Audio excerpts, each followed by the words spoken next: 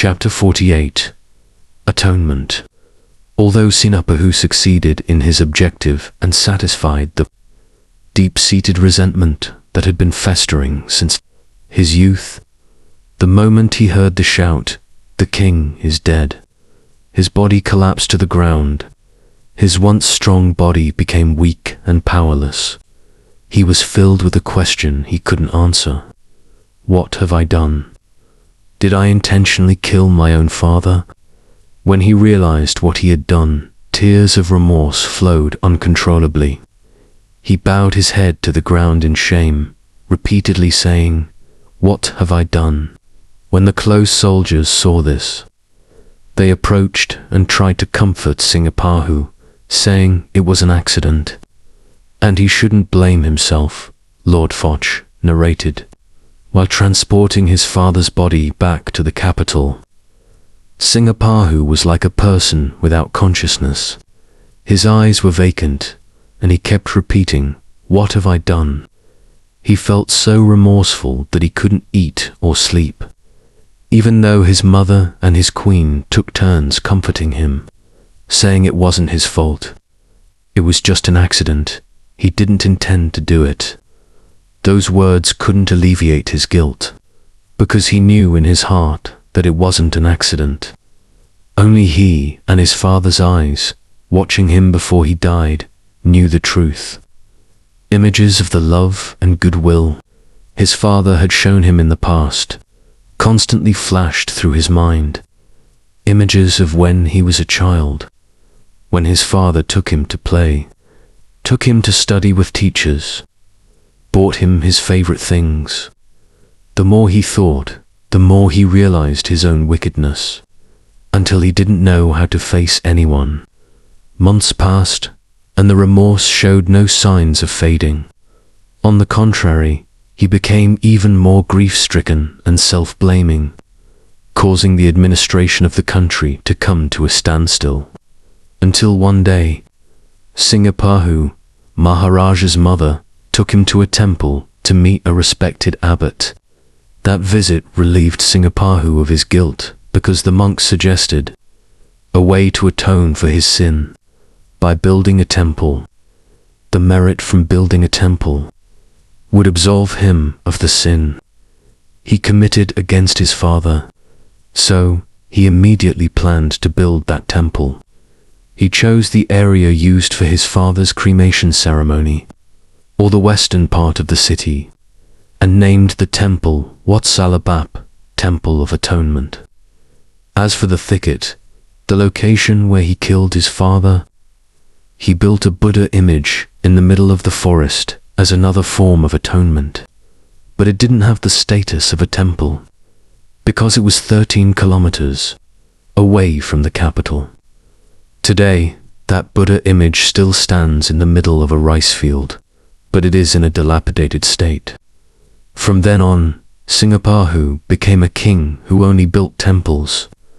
Any monk who asked for donations to build a temple or a Buddha image, he wouldn't hesitate at all. So, the area around the city of Singapore was full of temples. As time passed, Chakrasiya Kumara grew up to become Chakrasiha Rajaputra. He was sent to study various subjects to inherit the throne and become a perfect king in the future. He had the opportunity to study Buddhism from leading teachers in other regions and had the opportunity to ordain as a monk when he reached the appropriate age at the temple his father built.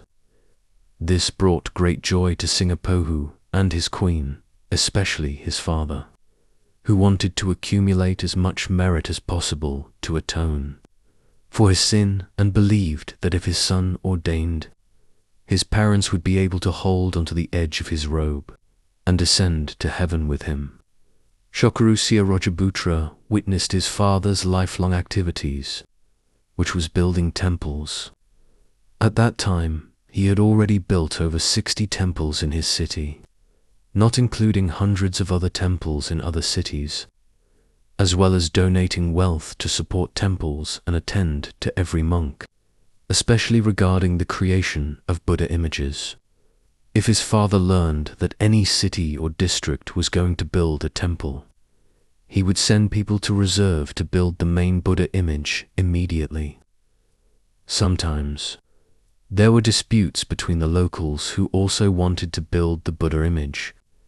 There was competition to be the sole sponsor of the construction, combined with when Chakrasya ordained as a monk and witnessed the behavior of the heretics who disguised themselves as monks, using religion as a way to make a living, setting up fortune-telling schools, performing rituals to ward off bad luck, casting spells, enhancing destiny, creating amulets and charms, and engaging in immoral behavior and sexual misconduct.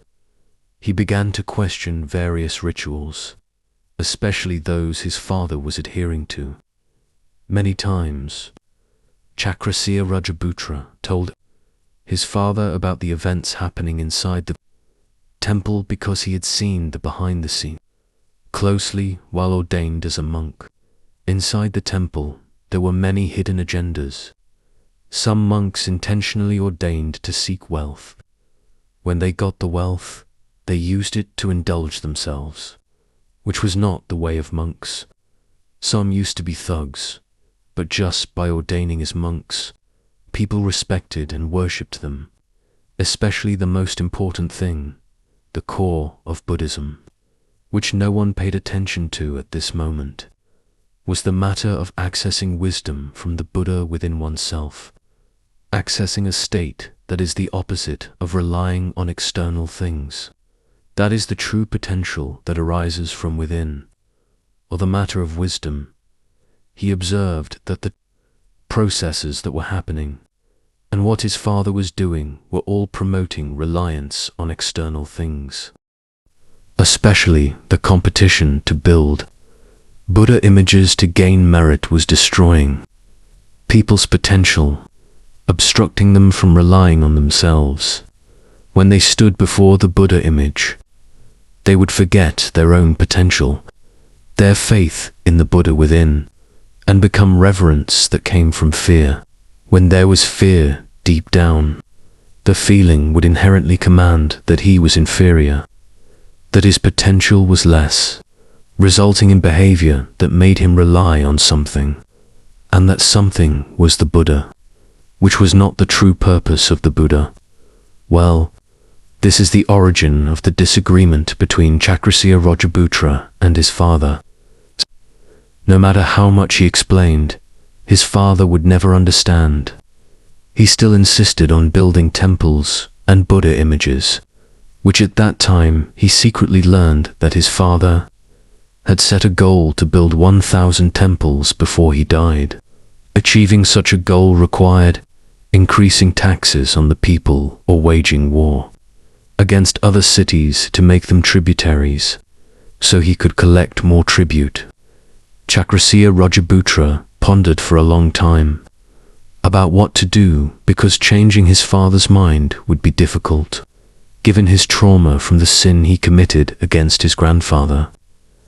Then one day, Chakrasya Rajaputra had a good idea. Lord Foch narrated in detail